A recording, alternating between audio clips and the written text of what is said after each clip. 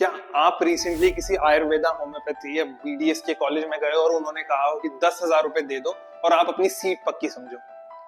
तो ये वीडियो आपके लिए, मैं बताने वाला हूँ क्या हो रहा है, कैसे हो रहा है और कैसे ये स्कैम हुआ जा रहा है। तो अगर आप कोई भी आयुर्वेदा, होम्योपैथी और बीडीएस के कॉलेज में जा रहे हो और वहां पर अगर ऐसा सुनने में मिलता है कि कुछ बुकिंग अमाउंट, कुछ टोकन अमाउंट देनी हो और फिर उसके बाद आपका एडमिशन पक्का समझिए, तो ये सरासर स्कैम है या गलत है। ऐसा कोई प्रोसीजर नहीं है।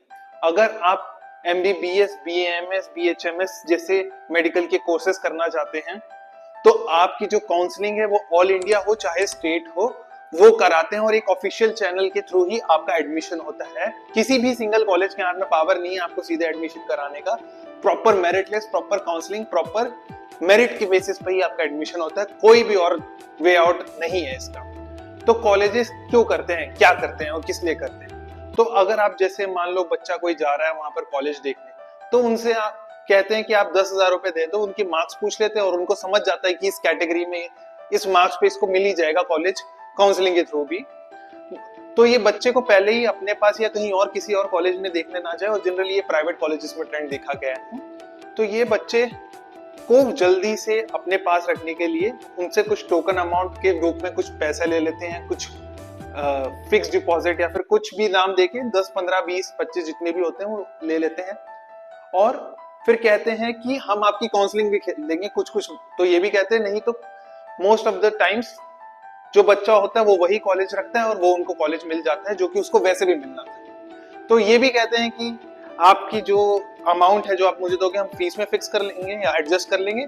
नहीं तो अगर नहीं मिला तो फिर बोल देंगे, कुछ भी बहाने मार देंगे कि आप लेट हो गए यार, आप कुछ भी बहाने मार सकते हैं इसके बाद। तो ये स्कैम किया जा रहा है। इन सब चीजों के थ्रू बच्चों का या पेरेंट्स का जो हार्ड अर्न मनी रहता है वो वेस्ट होता है। जो पेरेंट्स मेहनत से कमाते हैं 10, 20 या उससे भी ज्यादा पैसा, जो भी 1,000 रुपए में होते हैं, वो सब वेस्ट किया हो जाता है। तो इन सब में हम क्या कर सकते हैं? तो नंबर 1 पॉइंट हमको याद रखना है कि जो ऑफिशियल आयुष में AAA और MBBS, BDS, BSc नर्सिंग में जो काउंसलिंग है जो कि MCC के द्वारा होती है, इसके अलावा कोई चैनल नहीं है ऑल इंडिया काउंसलिंग का। और जो भी स्टेट की काउंसलिंग की एक बॉडी होती है उसके थ्रू आपकी आयुष या फिर मेडिकल की काउंसलिंग होती है।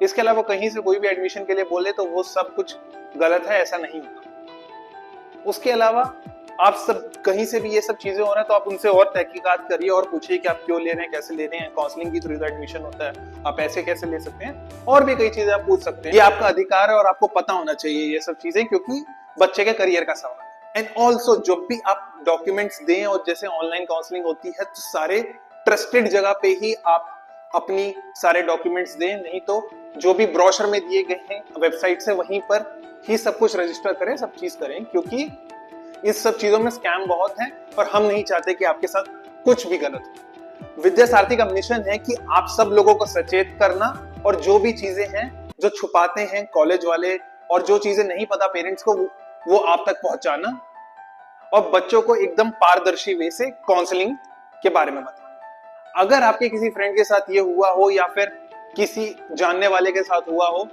तो प्लीज कमेंट करके बताएं। प्लीज लाइक करें, शेयर करें, सब्सक्राइब करें अगर ये वीडियो अच्छी लगी। So thank you so much, see you in the next video, keep supporting us.